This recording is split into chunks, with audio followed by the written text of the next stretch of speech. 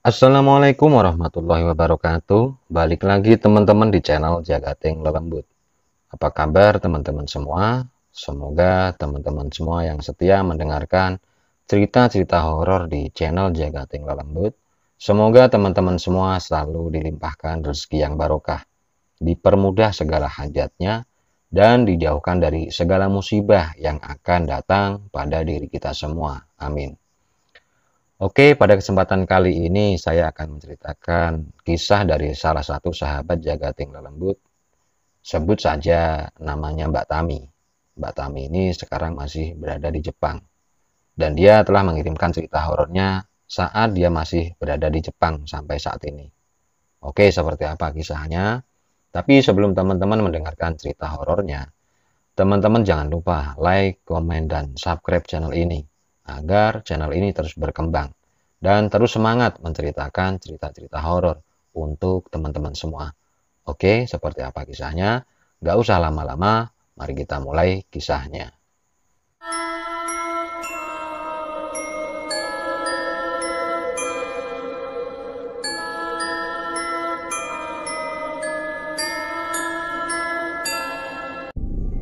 Narasumber kali ini bernama Mbak Tami.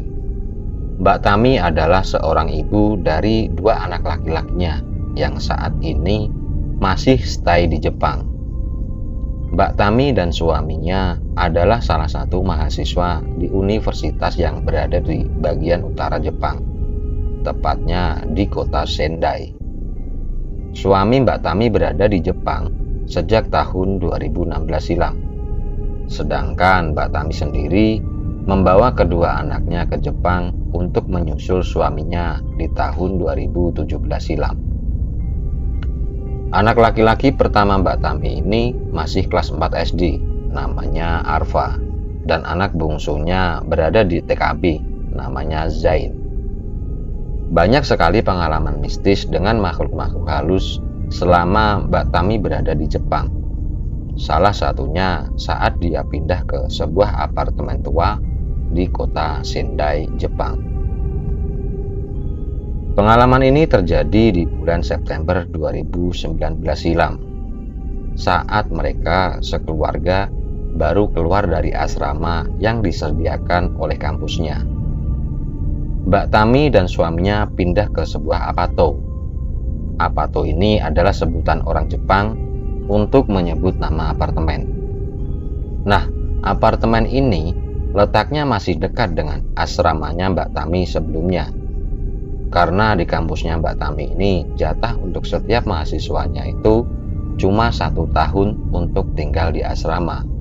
Banyak sekali pelajar Indonesia yang sangat ingin tinggal di asrama, termasuk Mbak Tami sendiri.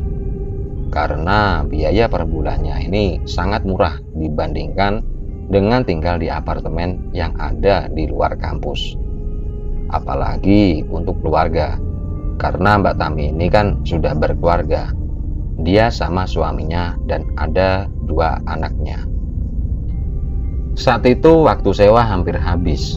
Mbak Tami pun harus mencari apartemen baru untuk tempat tinggal keluarganya.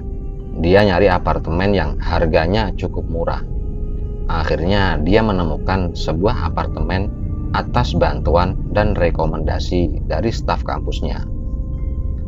Apartemen ini letaknya masih di bagian luar pagar asrama, sehingga memudahkan untuk Mbak Tami memindahkan barang-barang dari asramanya itu.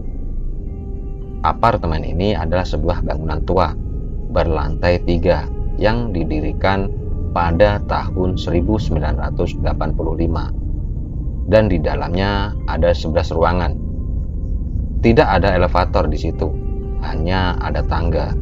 Dan ruangan Mbak Tami ini berada di lantai paling atas, yaitu lantai 3. Proses tanda tangan kontrak dan serah terima kunci yang sangat panjang dan memakan waktu lama akhirnya selesai.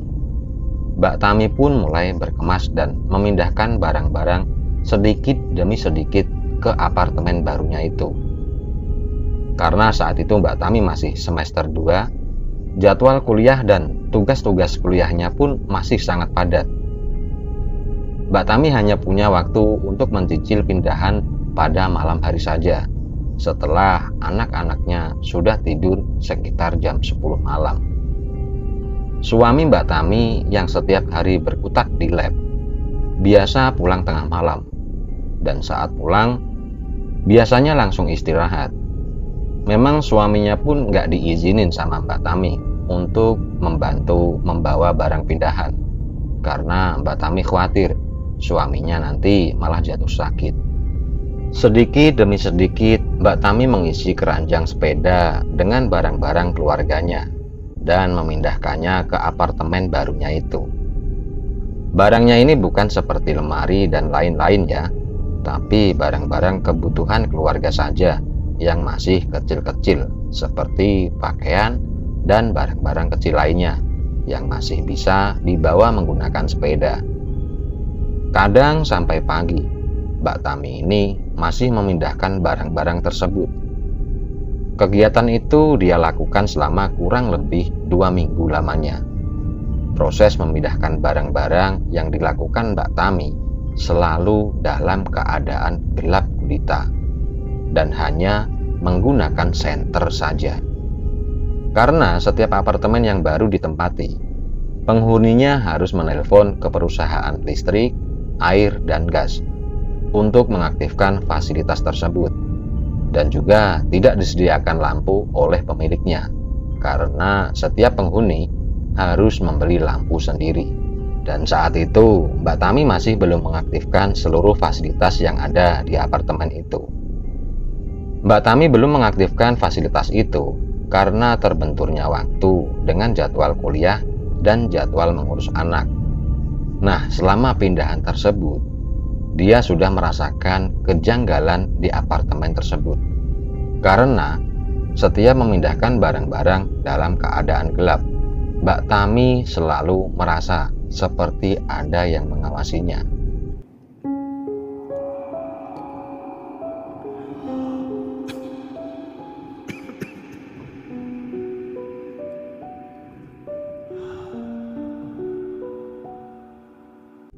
Singkat cerita, proses memindahkan barang-barang selesai dan pengaktifan semua fasilitas juga sudah selesai. Di suatu minggu siang, saat Mbak Tami dan suaminya sedang tidur di kamar yang biasa ditempati sama anak-anak mereka, ada kejadian mengejutkan saat itu. Posisi tidur suami Mbak Tami tidur membelakanginya. Kebiasaan Mbak Tami saat tidur ini adalah menyelipkan tangannya ke ketiak suaminya. Tapi di siang itu, Mbak Tami hanya menaruh tangannya di bagian atas tangan kiri suaminya dan memeluknya dari belakang. Namun tiba-tiba Mbak Tami melihat ada tangan kecil, kurus, pucat, masuk di antara tangannya dan suaminya. Di situ yang terlihat hanya tangan sampai sebatas siku saja, tanpa ada anggota tubuh yang lainnya. Warnanya hampir keabu-abuan. Tangan itu terlihat berusaha menyelip ke bawah ketiak suaminya Mbak Tami. Tapi tiba-tiba di situ suami Mbak Tami teriak ketakutan. Apa itu? Anak-anak yang sedang bermain di depan TV ikut terkejut mendengar ayahnya berteriak dan langsung masuk ke dalam kamarnya. Lalu Mbak Tami yang kaget dan syok juga berusaha menenangkan anak-anaknya.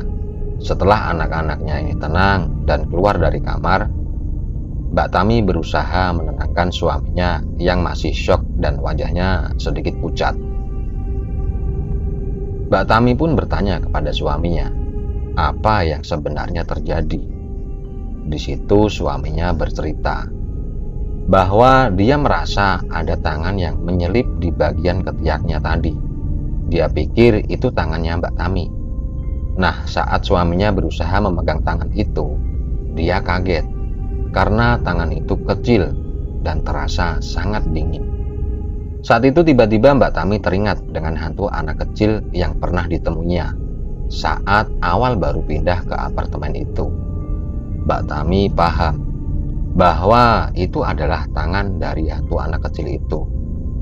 Akhirnya di situ Mbak Tami berusaha menceritakan kembali apa yang pernah diceritakan sosok anak kecil itu kepada Mbak Tami.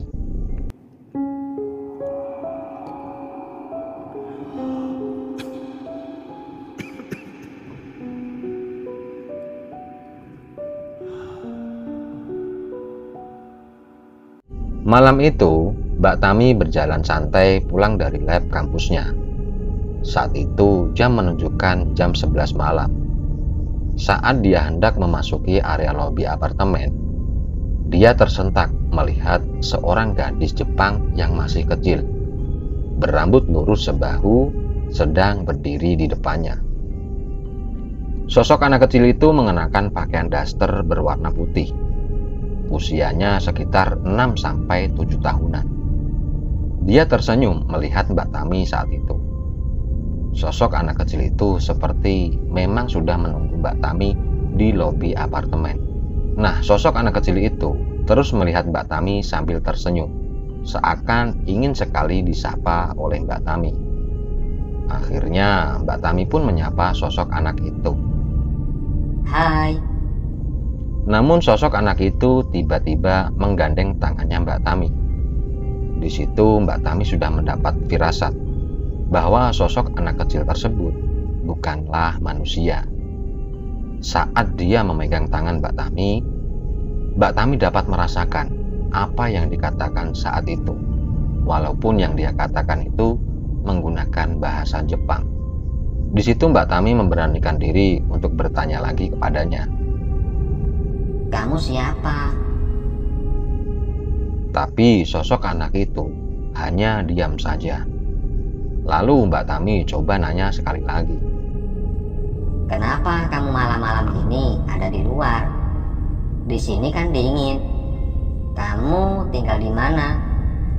Apa mama kamu gak nyariin? Namun sosok anak kecil itu tidak menjawab apa-apa. Dia hanya bilang, Rumahku di sini, Tante. Mbak Tami pun di situ merasa bingung. Karena setahu dia, di apartemen ini hanya keluarganya saja yang punya anak kecil. Sedangkan penghuni yang lainnya sudah berumur sekitar 50 tahun ke atas.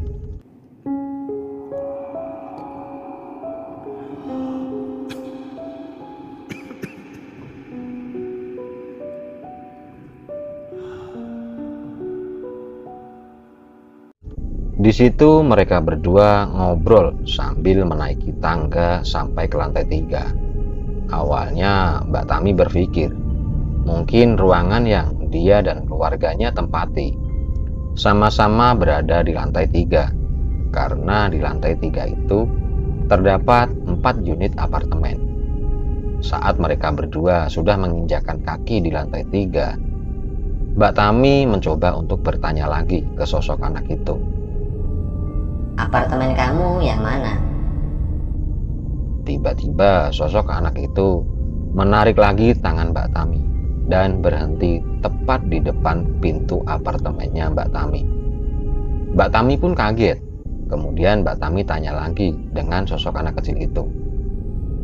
Loh, kamu tinggal di sini? Ini bukan apartemen kamu. Ini apartemen aku. Tiba-tiba anak itu tersenyum menyeringai dan menggeleng ke arah Mbak Tami. Di situ Mbak Tami langsung paham bahwa sosok anak itu dan keluarganya mungkin pernah tinggal di situ dan mungkin beberapa tahun silam. Saat itu ada sebuah jendela di bagian dapur yang letaknya persis di sebelah pintu masuk. Nah, Mbak Tami dan sosok anak kecil itu pun berhenti tepat di depan pintu itu. Sosok anak kecil tersebut menunjuk ke arah jendela dengan telunjuk kirinya. Dan di situ Mbak Tami melihat ada sepasang suami istri orang Jepang sedang berada di dalamnya. Si anak kecil itu tiba-tiba berkata, Itu mama papaku, Tante. Dari celah jendela yang sedikit terbuka itu, Mbak Tami melihat sang ayah dan ibu tersebut sedang bertengkar beradu mulut. Sang ayah terlihat dalam keadaan mabuk dan matanya merah saat itu. Di situ sosok anak kecil mulai menampakkan wajah sedihnya. Dia mencoba bercerita kepada Mbak Tami bahwa dia sering dipukuli oleh ayahnya. Ayahnya sangat kasar, apalagi kalau ayahnya ini sedang dalam keadaan mabuk. Ibunya sering diperlakukan kasar oleh ayahnya itu, padahal dia dan ibunya sangat menyayangi ayahnya tersebut. Sosok anak kecil tersebut bahkan sering membanggakan ayahnya di depan teman-temannya. Sosok anak kecil itu pun mulai bercerita kepada Mbak Tami tentang kisah hidupnya.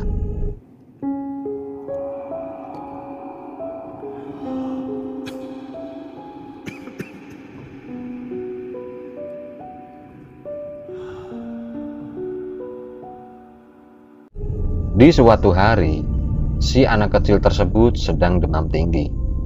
Saat dia sedang sakit, sang ayah masih saja terus memukulinya.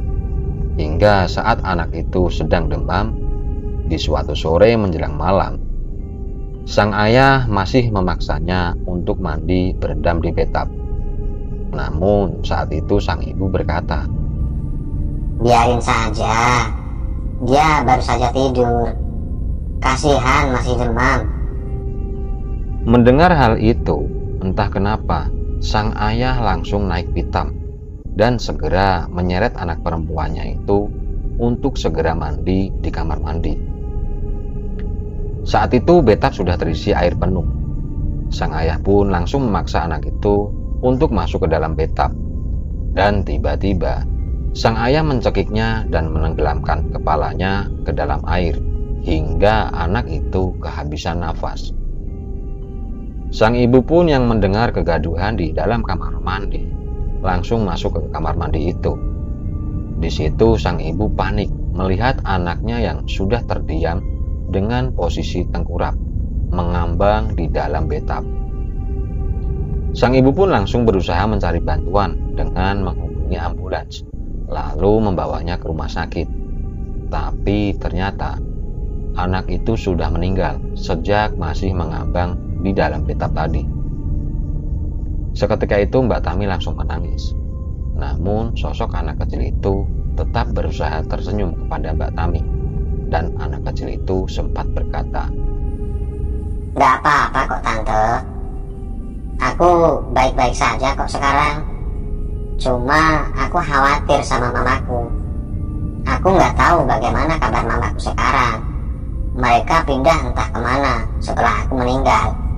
Dan di situ Mbak Tami sudah nggak bisa berkata apa-apa lagi. Dan setelah mengatakan seperti itu, sosok anak kecil itu pun menghilang. Setelah kejadian itu, nggak lama Mbak Tami dan keluarganya pun pindah ke apartemen yang lain karena suaminya katanya sangat ketakutan dan selesai. Oke, jadi untuk cerita kali ini cukup sampai di sini. Terima kasih buat Mbak Tami yang sekarang masih berada di Jepang. Semoga pendidikannya atau proses belajarnya di Jepang cepat selesai dan secepatnya kembali lagi ke Indonesia. Sekian dulu kisah horor dari channel Jagat Tingkah Lembut. Sebelum mengakhiri video ini, buat teman-teman yang belum subscribe channel ini, teman-teman jangan lupa ya subscribe dulu agar teman-teman tidak ketinggalan cerita-cerita mistis selanjutnya. Oke, cukup sekian dulu. Salam sehat, salam horor. Assalamualaikum warahmatullahi wabarakatuh.